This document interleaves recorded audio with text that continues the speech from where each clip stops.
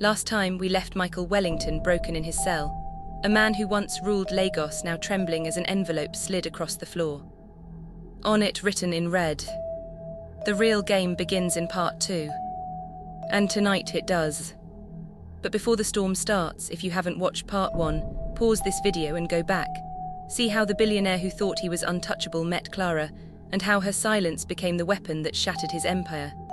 You need that first chapter to feel the fire that's coming next. Now, welcome to part 2.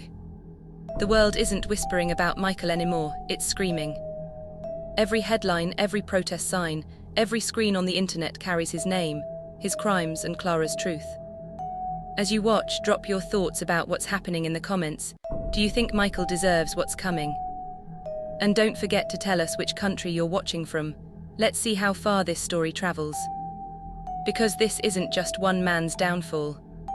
It's a global reckoning.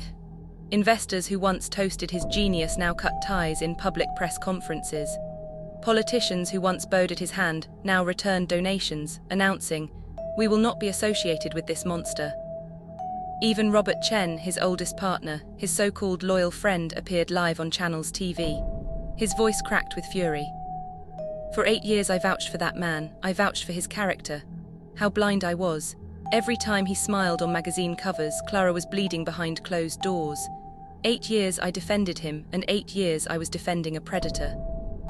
Michael threw the newspaper against the wall of his cell. His chest heaved, eyes burning. Alone, no allies, no empire, not even dignity. But Clara's ghost was louder. Because Karen knew reputation dies louder than the body, and she wielded her sister's silence like a megaphone. She did not stop at whispers, she leaked strategically. On Monday, hospital records, each stamped with Clara's name, disguised as falls and accidents. On Tuesday, audio clips of Michael threatening her family, his tone sharp, brutal, undeniable. On Wednesday, banking documents where Welltech money stalked Clara's every move. Each day, a new wound ripped open in public. Each day, her patients executed another move on the chessboard. Karen didn't grant him one fatal blow, she dragged him with 1,000 cuts, kept him bleeding, kept the headlines burning. Michael begged his lawyer, fists trembling. Shut it down, file injunctions, silence the press. But the lawyer only sighed. Clara's evidence is everywhere. You can't silence truth when the world is screaming it. You're finished before trial even begins. Through welded bars, Michael heard the outside chants multiply. Protesters grew from dozens to hundreds to thousands. "No more silence," they bellowed. "No more violence." The prison guards smirked at his misery. Even the criminals in the next cell laughed, whispering in the dark, "That's the billionaire who broke his wife." Michael pressed his hands to his ears. He wanted silence again, the silence he once commanded. But silence now was impossible. This silence belonged to Clara. One night, as he tried to suffocate his fear with sleep, a guard rapped his bars. "Wellington, letter." Michael snatched it, tearing with shaking hands. Inside, another photograph. Karen again, sitting at her desk in Houston's office light, her eyes unflinching. Stacks of files spread around her, and across the bottom of the photo, written in Clara's looping script, "Every voice you silenced is mine now." Michael gasped, vision swimming. His hands trembled so hard he nearly dropped it. He slept that night with the picture under his pillow, as if his enemy's stare was the only company left. By dawn, Karen had struck another nail. On breakfast trays for prisoners, small TVs played morning news. Michael sat frozen as anchors announced. Exclusive tonight, Clara's recordings released in full. All 8 years of abuse compiled, accessible worldwide. Michael's spoon clattered to the floor, his skin crawled. 8 years, every slap, every hissed threat, every laugh he thought private. 8 years of his cruelty, now immortal online, not whispers, not snippets, everything. The reporter added, "This archive, called *Clara's Voice, will remain accessible to survivors' networks indefinitely." Michael staggered back into his cell wall, bile twisting in his stomach. His own voice had become eternal. And then came the loss that hurt deeper than fame or fortune, his family. That afternoon, his younger brother Daniel, whom Michael once funded, protected, dominated, sat for a national interview. His words hammered like betrayal cut from blood. "My brother's empire is poisoned. His shame stains us all. For too long we hid it under wealth, now we stand with Clara. And with that, Daniel extended his hand on live television. Into it slid another, Karen's. The camera froze on the image, Michael's blood and Clara's blood clasped together in righteous alliance. The nation erupted. But Michael crumpled. Alone in his cell, knees to the floor, he screamed until his throat bled. The photo of Karen under his pillow burned his skin like fire. He thought he was paying for Clara. He was paying for everyone. That night his phone buzzed again. How? He didn't know. Some messages seeped through walls when the sender was determined enough. On the screen glared the final cruelty. You always feared silence, but the world has taken your voice. Tomorrow Act 4 begins, the trial will be public, and Michael. Another pause, a final dagger. This time you won't be judged by a jury, you've already been judged by history. Michael dropped the phone, back pressed against cold cement. Outside prison walls, chants roared louder than thunder. Inside his skull, Clara's whisper echoed endlessly, game on. And Michael knew the checkmate had already begun. Michael used to believe nothing could truly touch him. The government bought the press, manipulated the board, intimidated, and Clara silenced. But now every touch was fire. Every headline another burn, every chant outside the prison another stone on his chest. By episode 7 the world was finished with him, or so he thought. He had no idea Karen Morrison still had one nail in her hands. The nail not to pierce his career. The nail not for his reputation. The nail for his soul. The envelope arrived at breakfast. No guard claimed to deliver it. No stamp, no name, just his initials in red marker across the front, MW. Michael tore it open with trembling hands, images spilled across the tray, dozens. Photographs of young women, terrified eyes, rooms too expensive for their age, some looking broken, others hiding their faces in shadows. Each time-stamped from luxury hotels across Lagos, Abuja, even Dubai. Michael's breath faltered, his heart seized. No. Because he knew exactly what they were. He had thought Clara never discovered this part of himself. He had thought in his arrogance that money scrubbed every trail. Special invoices disguised as business entertainment. Shell accounts that wired hush funds. Hotel bills sanitized through Weltec's corporate expenses. But Karen had found them, every last one. At the bottom of the stack lay a note in sharp black ink. Predators keep receipts, and I do not miss receipts. Michael doubled over, nausea rising. His hands shook so violently he scattered the photographs on the floor. Guards glanced but didn't interfere. Even their eyes now gleamed with quiet disgust. By noon, the internet ignited. Karen had uploaded the files to global networks. Receipts, transfers, photographs, testimonies hidden until now. Clara's pain had been horror enough, but this was monstrous. This was systemic. News crawls screamed. Asterisk, sexual misconduct, and trafficking allegations surface against Wellington. Lagos billionaire paid to silence young Esk. From genius to predator, Wellington's other darkness. Michael sat in his cell as the prison TV flickered with commentator after commentator shredding what was left of him. This isn't just abuse of a wife, an anchor declared. This is abuse tolerated by privilege. This is a predator who believed wealth erases morality. That's right, another chimed in. Clara wasn't his only victim. She was the one who documented it, who saved asterisk everyone else he thought invisible. Michael pressed his palms to his ears, rocking against the wall. Lies, all lies. But his voice shook because deep down he knew they weren't lies, they were proof. By evening, the prison yard turned hostile. Men who previously whispered now muttered his name openly. That him, the billionaire predator. He thought he was king, see where he is now. And in prison, reputations travel faster than money. Wife beaters fall low, but predators, they fall lower. Michael walked through hostile stairs, the air thick with menace. For once, he was terrified of hands other than his own. For once, he knew what Clara must have felt every day. But Karen wasn't finished with humiliation. That night, another call came through to his prison phone. He hesitated, then picked up. The voice on the line sliced him like glass. I told you, Michael, I would not just take Clara's pain public, I would take everything. And tonight, I've taken your legacy. Michael trembled, his silence betraying his terror. Karen's voice remained calm, vicious. Do you know what happens when the world no longer sees you as genius? Not just disgraced, not just abusive, but filthy. It means even history doesn't want your name. You thought you'd be remembered for innovation. For the empire you built, the world will remember you only as a predator who hid behind glass walls. Michael croaked into the receiver, begging now. What do you want from me? Please, Karen, I'll give you anything. Karen's laugh was low, cold, deeply human and deeply merciless. You have nothing left to give me. Clara gave me everything that mattered, truth. The only thing I want from you, Michael, is years. Years of watching every other prisoner look at you exactly the way you once looked at her, like prey.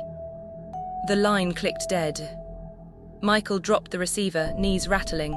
He sank onto the floor of his cage, his breath heaving. Outside, the crowd roared louder than any boardroom applause he had ever heard. No more silence, no more Wellington. And this time the roar wasn't just Lagos, it was global. That midnight, as he lay sleepless, his phone buzzed again on the concrete. Another message. From Clara's number. You thought death freed her. It didn't, it freed me. Tomorrow I don't just destroy what you have. Tomorrow I destroy what you are. Michael's chest seized as though he'd swallowed iron. The message stared back at him, glowing in the dark.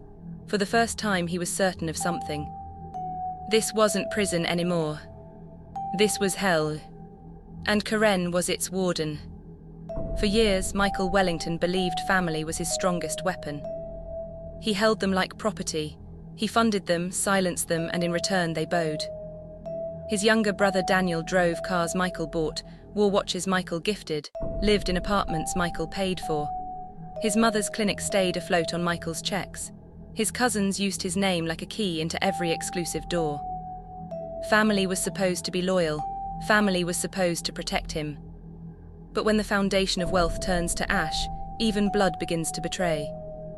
That afternoon, Michael sat hunched in his prison cell, the chants outside still loud, when the guard smirked and slid the day's newspaper under the bars.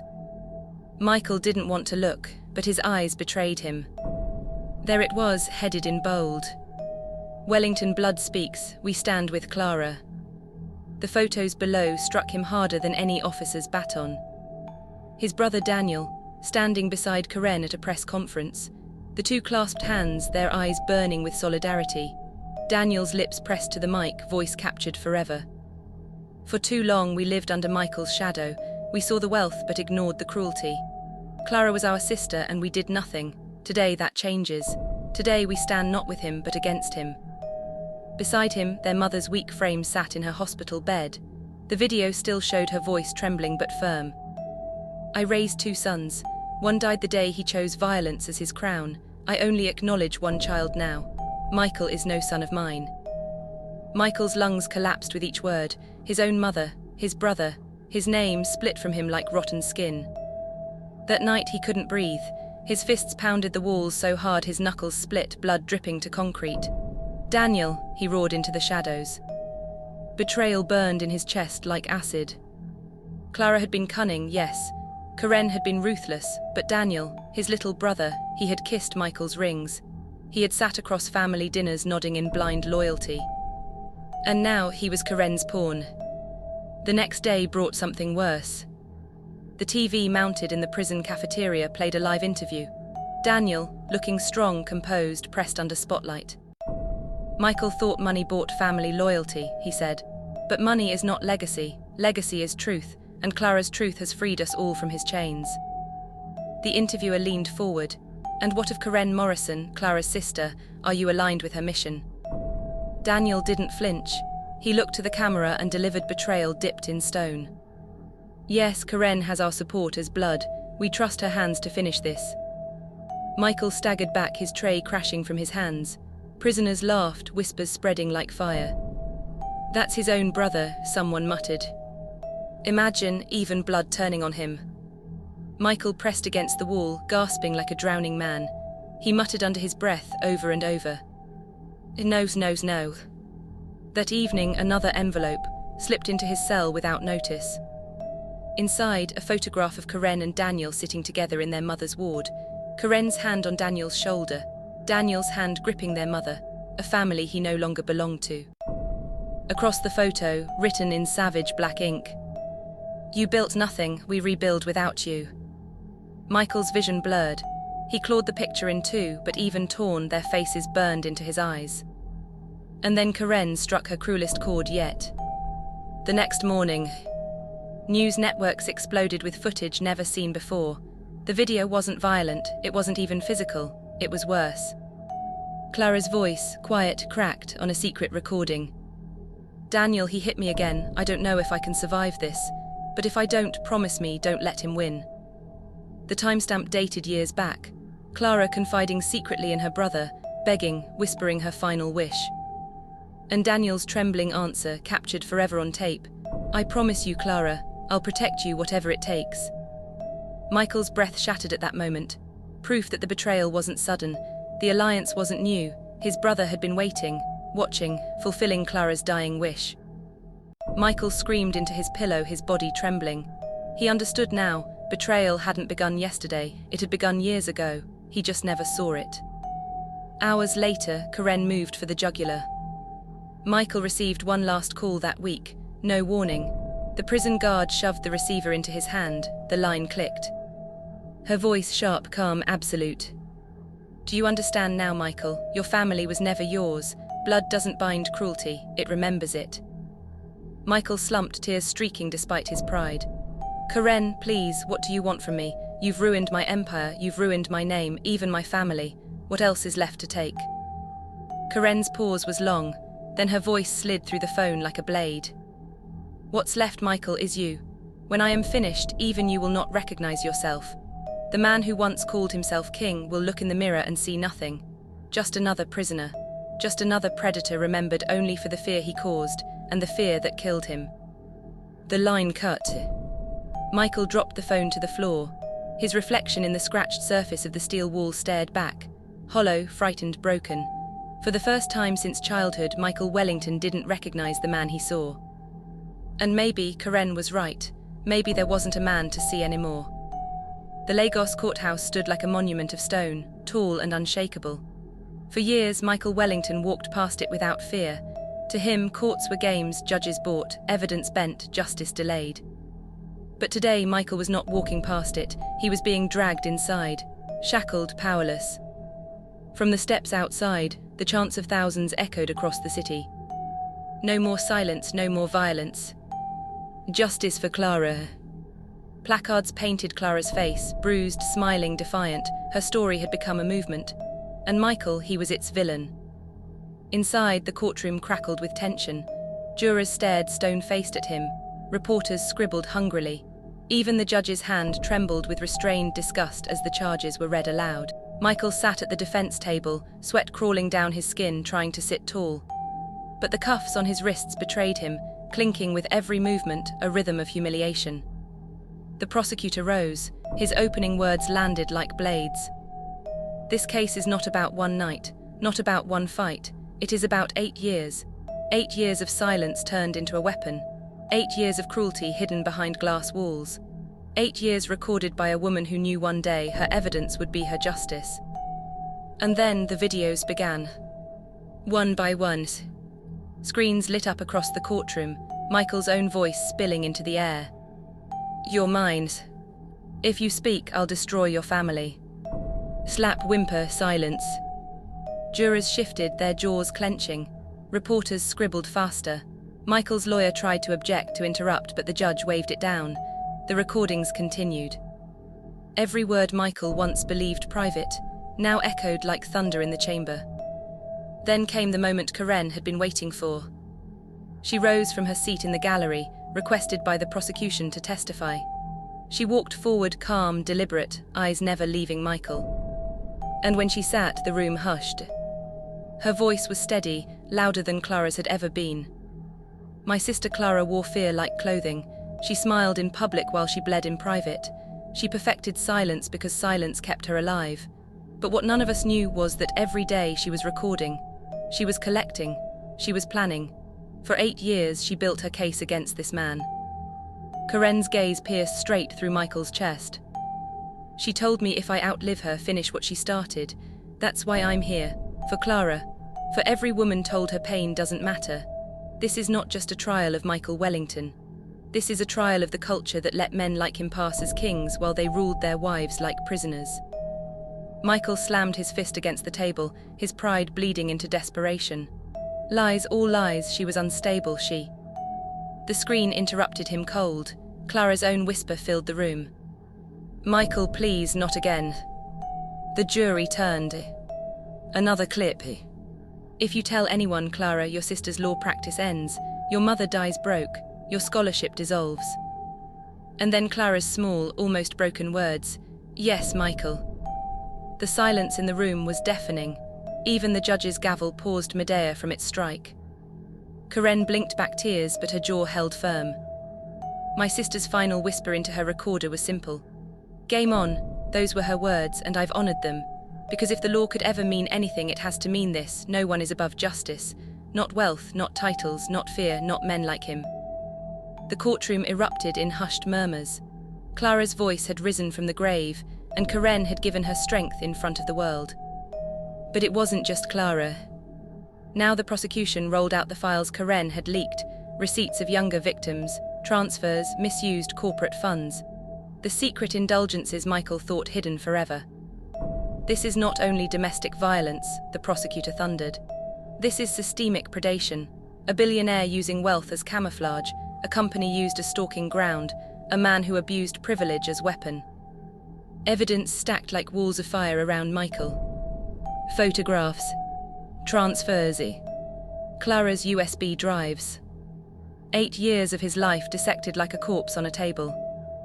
Michael tried to speak, to defend, to argue, but every word melted into noise, drowned by Clara's recorded whisper and Karen's steady voice.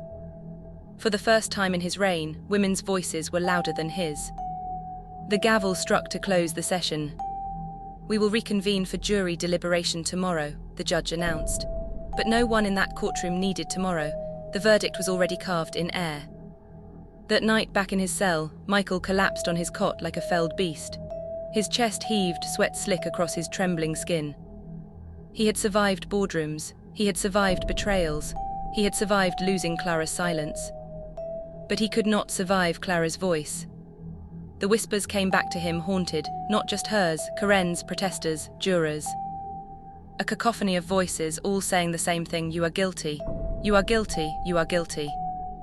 For the first time, Michael wished for death, a final silence, anything to stop Clara's voice living louder in death than he ever allowed in life.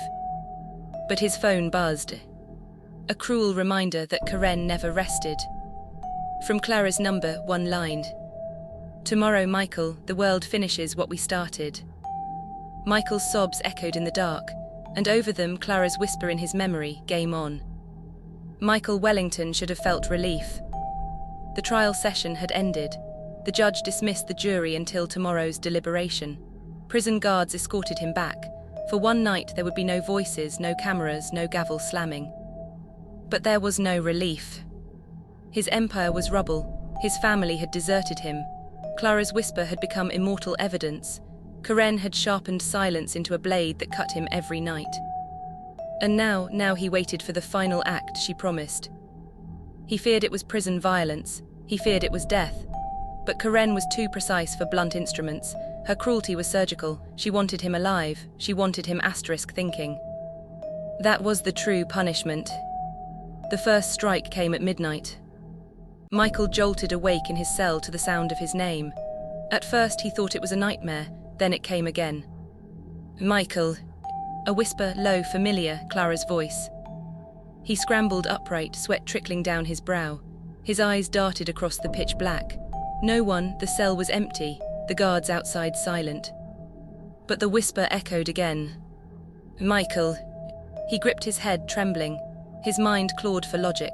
It was the recordings, her words replaying louder than they should, his brain bruised by Clara's memory. Sleep never returned. The next morning, a guard slid an envelope across his table. Michael's stomach dropped. He didn't want to open it, but his trembling hands betrayed him. Inside was a small flash drive, no label, just red marker scrawled, *listen. Michael begged the guard, no, take it away. The guard smirked. Orders from above, someone made sure this one gets to you. His blood iced, Karen. Later, shackled to a player under supervision, Michael listened. The drive was filled with Clara's recordings. Not the legal evidence already played in court, no, these were different. These were rawer. The sound of her humming when alone, trying to calm her own fear. Quiet sobs muffled behind a bathroom door, the tiny whisper of her praying for death to come quickly. Then words Michael recognized with horror. "If anything happens, Karen, you finish this. Promise me he never breathes free again." The sound of Karen's younger voice replying, softly crying, "I promise." Michael ripped the headphones off, screaming. Guards dragged him down. He writhed against the chains, but he couldn't tear Clara's voice from his head. And Karen wasn't done. Later that week, a new package was delivered to his cell. This time, photographs. Clara at women's shelters, smiling, strong, surrounded by survivors. Pictures Michael had never seen, proof that while he thought he owned her, she had been free in the places he wasn't watching. On the back of one photo, Karen's handwriting. "She lived while you thought she died. Now you'll die while you're forced to live." Michael collapsed onto the floor, curling around himself like a child. He understood finally. Karen's intention wasn't to kill him. It wasn't even to bury him in prison.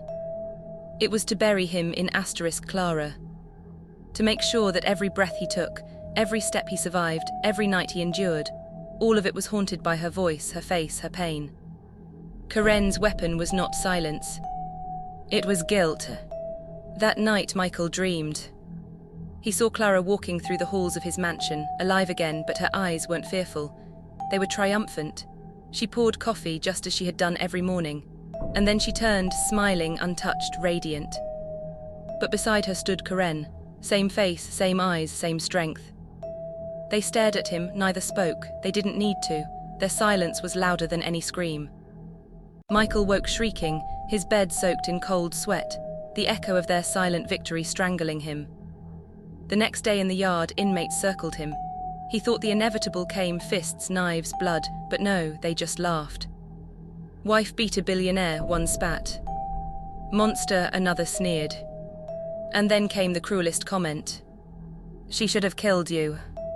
The words struck harder than blows. He realized Karen's plan worked. He wasn't even worth attacking, he was worth mocking. Even in prison, he wasn't predator, he was prey. That evening, he returned to his cell and found one final envelope waiting. His hands shook as he tore it open. It was a single page, nothing else. Clara's handwriting, curved, familiar, unshakable. "We both won't be forgotten. I'll be remembered for my courage. You'll be remembered for your cruelty. And long after you rot, my voice will still play. Game over." Michael dropped the page. He couldn't stop trembling. He slammed his fists into the wall until his knuckles split. But no amount of blood would drown the truth. Clara had outlived him in death. Karen had buried him alive in memory. Everything Karen promised had come true. He was not silenced, he was not dead. He was alive, forced to breathe what he once called his crown, fear. And the worst part, every time he blinked, every time silence filled his ears, Clara's whisper came back. Game on. The courthouse in Lagos was heavier that day. The air itself carried judgment. Crowds pressed against barricades, chanting until their voices cracked, their throats raw. Cameramen jostled for positions. Protesters carried placards that had trailed every hearing, "Justice for Clara. No more silence." Inside, the jury returned to their seats. No one breathed. At the defendant's table sat Michael Wellington. Once dressed in power suits worth millions, he now wore the grey cotton uniform of the condemned. His wrists trembled, cuffed, resting on the table. His eyes were sunken hollows. This was not a billionaire. This was not a visionary. This was a man shadows had devoured. The judge cleared his throat. On the charges of corporate fraud, illegal misuse of company funds, and systematic domestic abuse. The pause stretched like a blade across the room. "We find the defendant guilty." The words hit harder than gunfire. The crowd erupted outside, cheers, tears, chants flooding the marble halls. Reporters scrambled, their pens clawing every word into history. The sound carried through the entire courthouse. But in the front row sat Karen Morrison. Clara's face reborn, unflinching, resolute. She did not cheer. She only closed her eyes, tears sliding silently down her cheeks. She had promised Clara she would finish this game. and now the verdict was sealed forever. Michael staggered as guards pulled him up. He shouted, broken, desperate. No, no, they don't know. They don't understand. I built this city. I changed everything. But his words drowned against the chants outside. Guilty, guilty, guilty. For the first time, Michael Wellington's voice was nothing. Wind against thunder. Sentencing came swiftly. Decades in prison, no possibility of parole. His empire was already gone, his family gone, his legacy gone. Now his freedom would follow. He was escorted down the aisle. Reporters flashed lights in his face, searing his hollow expression into history books. His name would never mean visionary again. Only predator, only abuser, only guilty. As he reached the doors, his eyes met Karen's. He trembled. You destroyed me, he whispered, voice breaking. Karen's eyes didn't blink. Her reply was cold, final. No, Michael, Clara destroyed you. I just carried her torch. The guards dragged him out, his pleas echoing uselessly against walls that no longer listened. Outside, Lagos erupted. Protesters fell to their knees in tears. Survivors embraced one another. Clara's story had spread not only across the city, not only across Nigeria, but across oceans. The name Wellington was not just disgraced, it was burned into memory as warning. Karen stepped out into the sunlight. Reporters crowded, flashes popping like wildfire. One raised a mic. What do you call this day? Karen paused, eyes lifted as if imagining Clara beside her. Then she answered. I call it a warning, to every man who thought silence was protection, to every woman who thought her screams would never matter. Clara's voice lives now. Her silence is thunder. This is checkmate. The crowd roared, her words carried on the wind like prophecy. But deep inside his prison cell, Michael sat alone.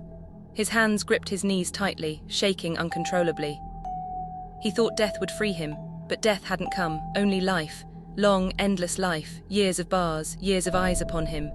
Years of Clara's voice echoing every time silence pressed in. In the distance, through the concrete walls, faint but relentless, he could hear them chanting still. Justice for Clara. He pressed his head into his hands and screamed, but even his scream was drowned. And in the quiet that followed, he swore he heard her, Clara. Not trembling, not fearful. Whispering like she had that final night with the recorder hidden against her chest. Game on. Michael rocked back and forth, his sobs collapsing into the dark. Somewhere in that eternal silence, he finally realized. The game had never been his. It belonged to Clara. Always had. Always would. Clara's silence became thunder. Her sister Karen turned vengeance into legacy, and Michael learned too late that wealth cannot buy redemption. Because in the end, the most dangerous hunter is not the one with money, but the one with patience.